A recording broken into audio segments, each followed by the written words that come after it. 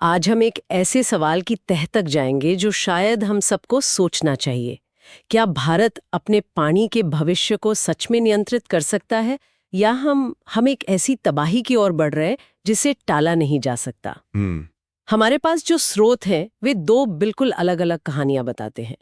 एक तरफ सरकारी योजनाओं और तकनीकी समाधानों की उम्मीद दिखती है, तो दूसरी तरफ जमीनी हकीकत के कुछ चौंकाने वाले आंकड़े हैं। बिल्कुल। और ये सवाल इसलिए इतना जरूरी है क्योंकि इसकी शुरुआत आप देखिए एक बहुत ही बुनियादी असंतुलन से होती है। असंतुलन? हाँ? कैसा असंतुलन? सोचिए, दुनिया की करीब 17% आबादी भारत में रहती है। हाँ। लेकिन हमारे हिस्से में दुनिया का सिर्फ 4% ताजा पानी आता है। सिर्फ 4%? हाँ, ये एक नंबर ही मतलब पूरी कहानी की नींव रख देता है। ये सिर्फ पानी की कमी की बात नहीं है, ये पानी के प्रबंधन की एक बहुत बड़ी चुनौती है। गहराई को नापते हैं, जमीनी हकीकत से शुरू करते हैं। जब हम जल संकट की बात करते हैं तो सबसे डरावनी तस्वीर कहाँ से उभरती है? सबसे डरावनी तस्वीर जमीन के नीचे से आती है। हमारा भूजल यानी ग्राउंड वाटर। अच्छा। केंद्रीय भूजल बोर्ड की एक रिपोर्ट है, वो बताती है कि हमारी 60% से भी ज्यादा सिंचाई इसी भूजल पर निर्भर है, और हम इसे मतलब बेतहाशा निकाल रहे हैं। हर साल करीब 230 billion cubic metre. 230 billion cubic metre, ये आंकड़ा सुनने में तो बहुत बड़ा लगता है, लेकिन इसे किसी आसान तरीके से समझ सकते हैं क्या? इसे ऐसे समझिए कि ये अमेरिका और चीन दोनों मिलकर जितना भूजल इस्तेमाल करते हैं उससे भी ज्यादा है। क्या बात कर रहे हैं? हाँ, हम अकेले ही दुनिया के सबसे बड़े भूजल उपभोक्ता हैं।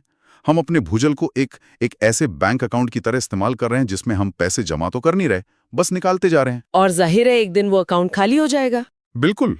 और शायद कुछ शहरों के लिए वो दिन ज्यादा दूर भी नहीं है। मैं नीति आयोग की 2018 की एक रिपोर्ट के बारे में पढ़ रही थी, कंपोजिट वाटर मैनेजमेंट इंडेक्स। उसमें एक बड़ी चेतावनी थी। हाँ, और वो सिर्फ एक चेतावनी नहीं थी, वो एक खतरे की घंटी थी। उस रिपोर्ट ने कहा था कि दिल्ली, चेन्नई, बेंगलोर जैसे भारत के 21 बड़े शहर 2030 तक जीरो ग्राउंड वाटर की स्थिति में पहुंच सकते हैं। Zero ground water? इसका मतलब क्या है कि पानी बिल्कुल खत्म हो जाएगा? नहीं, इसका मतलब ये नहीं कि जमीन में एक बूंद पानी नहीं बचेगा। इसका मतलब ये है कि पानी का स्तर इतना नीचे चला जाएगा कि उसे निकालना आर्थिक और तकनीकी रूप से लगभग नामुमकिन हो जाएगा। ओह, तो जो 2019 में चेन्नई में संकट हुआ था, वो शायद इसी भविष्य की एक झलक थी, जहां लोगों को पानी के टैंकरों के लिए घंटों लाइन में लगना पड़ रहा था। बिल्कुल। वो एक ट्रेलर था। जब हम जीरो ग्राउंड वाटर कहते हैं तो वो सिर्फ एक किताबी शब्द नहीं है, उसका मतलब है ठप पड़ते शहर, सामाजिक अशांति और एक ढहती हुई अर्थव्यवस्था। तो एक तरफ हम जमीन का पानी खत्म कर रहे हैं, इसका मतलब तो ये हुआ कि हमारी निर्भरता नदियों और झीलों जैसे सतही जल पर और बढ़ जाएगी। लेकिन क्या वो स्रोत सुरक्षित है? मुझे लगता है यहीं पर प्रदूषण का मुद्दा सबसे ज्यादा गंभीर हो जाता है। आपने बिल्कुल सही नस पकड़ी है। जो पानी जमीन के ऊपर है उसे हम बर्बाद कर रहे हैं। औद्योगिक और घरेलू कचरा बिना किसी ट्रीटमेंट के हमारी नदियों में बहाया जा रहा है। आप गंगा और यमुना का ही उदाहरण ले लीजिए। इनमें एक चीज होती है बायोलॉजिकल ऑक्सीजन डिमांड, यानी बीओडी। बीओडी? ये क्या होता है? सीधे शब्दों में कहूं तो ये पानी में जो गंदगी है ना, उसे खत्म करने के लिए जरूरी ऑक्सीजन की मात्रा है। ओके। तो बीओडी जितना ज्यादा होगा, पानी उतना ही ज्यादा प्रदूषित है। और इन नदियों में ये लेवल कई जगहों पर सुरक्षित सीमा से कहीं-कहीं ज्यादा है। इसका मतलब है कि नदी का पानी अब जिंदा नहीं है। मतलब उसमें जलीय जीवन के लिए ऑक्सीजन ही नहीं बची है। एग्जैक्टली। वो एक बहता हुआ नाला बन चुका है। तो हम इस स्थिति में पहुंचे कैसे? एक तरफ बेतहाशा भूजल निकाल रहे हैं, दूसरी तरफ नदियों को प्रदूषित कर रहे हैं। इसके पीछे असल वजह क्या है? क्या ये सिर्फ बढ़ती आबादी का नतीजा है? देखिए, आबादी एक बड़ा कारण तो है, लेकिन वो अकेली वजह नहीं है। हमारी कृषि नीतियां भी एक बहुत बड़ी जिम्मेदार हैं। कृषि नीतियां? कैसे?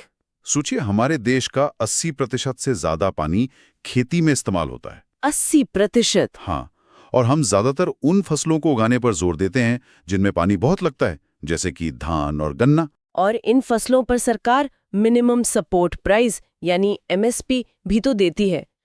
तो क्या हम अनजाने में अपनी नीतियों से ही किसानों को ज्यादा पानी इस्तेमाल करने वाली फसलें उगाने के लिए प्रोत्साहित कर रहे हैं? यही तो विडंबना है। आप देखिए, पंजाब और हरियाणा जैसे राज्य जो देश के अन्न भंडार कहे जाते हैं, वहाँ पानी की बहुत कमी है। सही बात है। फिर भी वहाँ धान जैसी फसलें बड़े पैमाने पर उगाई जाती हैं क्योंकि उन पे अच्छी कीमत मिलती है। एक तरह से जब हम इन राज्यों से चावल या चीनी खरीदते हैं तो हम असल में अनाज नहीं, उनका बचा खुचा भूजल खरीद रहे होते हैं। वाह, ये तो एक बिल्कुल अलग और जरूरी नजरिया है। इसे वर्चुअल वाटर एक्सपोर्ट कहते हैं।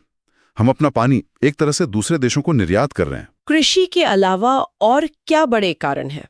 दूसरा बड़ा कारण है हमारी सिंचाई की तकनीक। हम आज भी ज्यादातर फ्लड इरिगेशन यानी बाढ़ सिंचाई का इस्तेमाल करते हैं, जिसमें पूरे खेत को पानी से भर दिया जाता है। हाँ, और उसमें 60 से 70% पानी या तो भाप बनकर उड़ जाता है या बह जाता है, पौधे की जड़ तक पहुंचता ही नहीं। फिर उद्योगों की लापरवाही है, जंगलों की कटाई है, और इन सब से ऊपर एक मजबूत राष्ट्रीय जल नीति की कमी। पानी राज्यों का विषय है और राज्य आपस में ही कावेरी, सतलुज, यमुना जैसे मुद्दों पर दशकों से लड़ रहे हैं। मतलब कोई समन्वय नहीं है। भारी कमी है। ठीक है, तो अब सवाल ये उठता है कि क्या इस संकट की गंभीरता को समझा जा रहा है? क्या इससे निपटने के लिए कुछ ठोस कदम उठाए जा रहे हैं? हाँ, ये कहना होगा कि पिछले कुछ सालों में सरकार ने इस दिशा में कई बड़े और महत्वपूर्ण कदम उठाए हैं। जैसे कि? शायद सबसे बड़ा संस्थागत बदलाव था 2019 में जल शक्ति मंत्रालय का गठन। अच्छा। पहले पानी से जुड़े विभाग अलग अलग मंत्रालयों में बिखरे हुए थे। कोई सतह के पानी को देख रहा था, कोई भूजल को, कोई नदियों की सफाई को।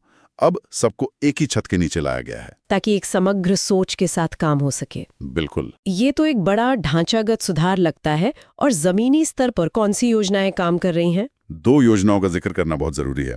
पहली, जल जीवन मिशन। हाँ, हर घर तक नल से जल। हाँ, जिसका लक्ष्य 2024 तक हर ग्रामीण घर में नल से पानी पहुंचाना है। और दूसरी है अटल भूजल योजना।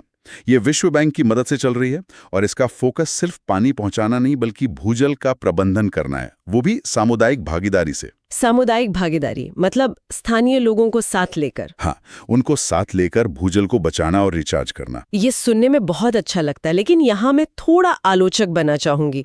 जल जीवन मिशन में हर घर तक पाइप पहुंचाने का लक्ष्य है, लेकिन क्या ये योजनाएं सिर्फ बुनियादी ढांचा बनाने पर ध्यान दे रही हैं या पानी के स्रोत को बचाने पर भी? क्योंकि अगर स्रोत ही सूख गया तो खाली पाइपलाइन का क्या करेंगे? ये एक बहुत ही जायज और जरूरी सवाल है, और यही इन योजनाओं की सबसे बड़ी चुनौती भी है। अच्छा। कई गांवों में पाइप लग गए हैं लेकिन भूजल स्तर गिरने से पानी आता ही नहीं या कुछ ही घंटे आता है।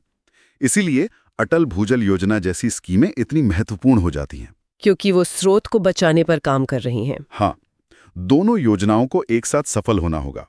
एक सप्लाई पर काम कर रही है तो दूसरी स्रोत के मैनेजमेंट पर। ये एक दूसरे के बिना अधूरी हैं। और नमामि गंगे जैसे कार्यक्रमों का क्या? नदियों को साफ करने की कोशिशें तो दशकों से चल रही हैं। क्या इस बार कुछ अलग हो रहा है? नमामि गंगे का जो दृष्टिकोण है वो पहले के कार्यक्रमों से थोड़ा अलग है। ये सिर्फ नदियों में ट्रीटमेंट प्लांट लगाने तक सीमित नहीं है। ये नदी के पूरे इकोसिस्टम को, उसे पुनर्जीवित करने की बात करता है। जैसे कि उसके किनारों पर पेड़ लगाना? हाँ, पेड़ लगाना, जैव विविधता को वापस लाना और लोगों को नदी से जोड़ना। नतीजे मिले जुले हैं। कुछ हिस्सों में पानी की गुणवत्ता सुधरी है, लेकिन चुनौती अभी भी बहुत बड़ी है। और कौन से उपाय हैं जो एक बड़ा बदलाव ला सकते हैं? बिल्कुल, यहाँ पर हमें कुछ बुनियादी चीजों पर वापस लौटना होगा। सबसे पहला और सबसे जरूरी है वर्षा जल संचयन, यानी रेन वाटर हार्वेस्टिंग। हमें इसे शहरी और ग्रामीण दोनों क्षेत्रों में एक अभियान की तरह अपनाना होगा। आज हमारे शहरों में बारिश का पानी बहकर नालों में चला जाता है, जबकि उसे जमीन के नीचे जाना चाहिए। लेकिन ये तो हम सालों से सुनते आ रहे हैं, फिर भी ये बड़े पैमाने पर क्यों नहीं हो पाया? क्योंकि इसे लेकर नियमों में सख्ती की कमी है। इसे बिल्डिंग बायलॉज का एक अनिवार्य हिस्सा बनाना होगा, जिसकी अनदेखी करने पर भारी जुर्माना लगे। अच्छा, और कृषि के लिए? दूसरा बड़ा बदलाव कृषि में लाना होगा। हमें फ्लड इरिगेशन से हटकर सूक्ष्म सिंचाई तकनीक जैसे ड्रिप और स्प्रिंकलर को बड़े पैमाने पर अपनाना होगा। ये सुनने में तो बहुत अच्छा लगता है, लेकिन क्या ये व्यवहारिक है? भारत में ज्यादातर छोटे किसान हैं। क्या उनके पास इन महंगी तकनीकों को अपनाने के लिए पूंजी और जानकारी है? ये एक बहुत बड़ी व्यवहारिक समस्या है। ड्रिप और स्प्रिंकलर सिस्टम में शुरुआती लागत ज्यादा आती है। तो फिर? हालांकि सरकार इस पर सब्सिडी देती है, लेकिन अक्सर छोटे किसान प्रक्रियात्मक जटिलताओं में फंस जाते हैं। यहाँ पर किसान उत्पादक संगठनों यानी FPOs और सहकारी समितियों की भूमिका बढ़ जाती है कि वो सामूहिक रूप से इन्हें खरीदें। हाँ, खरीद कर अपने सदस्यों को उपलब्ध करा सकते हैं। इससे 30 से 50% तक पानी की बचत हो सकती है, जो कि एक बहुत बड़ा आंकड़ा है। वाकई। और उद्योगों का क्या? उनकी भी तो बड़ी भूमिका है। उद्योगों के लिए जीरो लिक्विड डिस्चार्ज की नीति को सख्ती से लागू करना होगा। Zero liquid discharge? इसका मतलब है कि फैक्ट्री से गंदा पानी बाहर निकलना ही नहीं चाहिए। उन्हें पानी को रिसाइकल करके बार बार इस्तेमाल करना होगा। कई उद्योग ऐसा कर रहे हैं, लेकिन इसे हर पानी आधारित उद्योग के लिए अनिवार्य बनाना होगा। इन सब उपायों को एक साथ कैसे जोड़ा जा सकता है? यहीं पर इंटीग्रेटेड वाटर रिसोर्स मैनेजमेंट यानी IWRM का कॉन्सेप्ट आता है। एक समग्र जल प्रबंधन नीति। बिल्कुल। इसका सीधा सा मतलब है कि हम नदी, भूजल, तालाब और बारिश के पानी को अलग अलग नहीं देख सकते। ये सब एक ही सिस्टम का हिस्सा हैं। ओके। तो अगर हम एक फैक्ट्री को नदी से पानी लेने की इजाजत देते हैं, तो हमें यह भी पक्का करना होगा कि वो फैक्ट्री इस्तेमाल किए हुए पानी को साफ करके वापस सिस्टम में डाले, ताकि आगे के किसान और शहर उसे इस्तेमाल कर सकें। एग्जैक्टली। हमें पानी के हर पहलू, स्रोत, उपयोग और पुनर्भरण को एक साथ देखना होगा। तो कुल मिलाकर ये सिर्फ एक पर्यावरणीय या आर्थिक मुद्दा नहीं है, बल्कि ये मानव अस्तित्व का सवाल बन चुका है।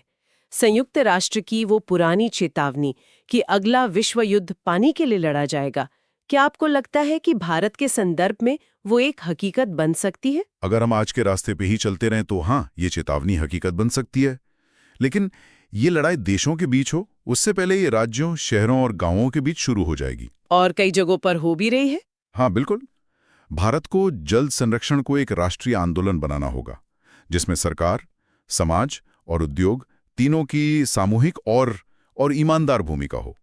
हमारे पास समाधान है, तकनीक है, बस उसे लागू करने की इच्छा शक्ति चाहिए। आज की इस गहरी बातचीत के बाद एक सवाल मेरे दिमाग में रह गया है, जिस पर सोचना जरूरी है।